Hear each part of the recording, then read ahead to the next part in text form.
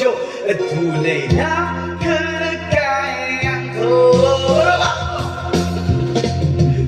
Ulit siya bumagay sa loob ng malaking bahay at malawak na bakuran, mataas na pader, pinapaligiran at nakabilang mga mamahaling sasakyan, mga bantay na laging bulong ng bulong, wala namang kasal pero marami ang nakabarong, lumagas mo lang liwanag puta sa bubo, mga platot kutsara na hindi kilala ang putong at ang kanila si puti nag-atas na nasa kahon at kahit na ilipas ko sa labes ay may hamon na sarap siguro murirangan sa bakay na ganyan, sabi pa nila ay di ramori matatagpuan ang taon ng mga mayari ng isang upuhan at pagkatao yan pinag-aagawan kaya naman di niya pinagkakawalan kung makikita ko lamang siya yakin sisigawan nagkaroon ko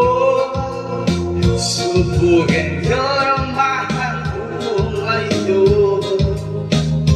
at baka madalaw at baka madalaw ikaw ang tunay na kalagayan ko.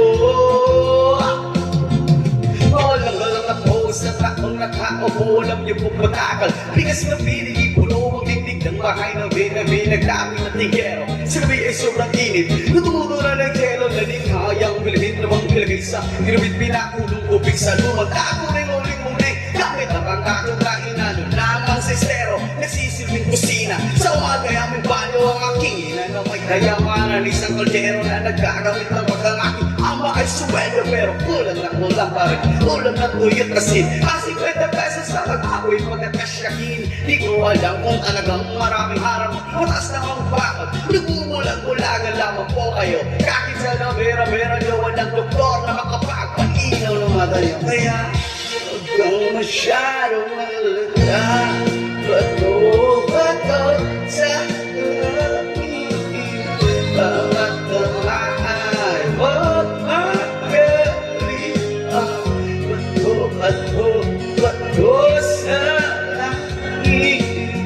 tama-tamaan huwag masyadong malala huwag kang masyadong halata masyadong halata huwag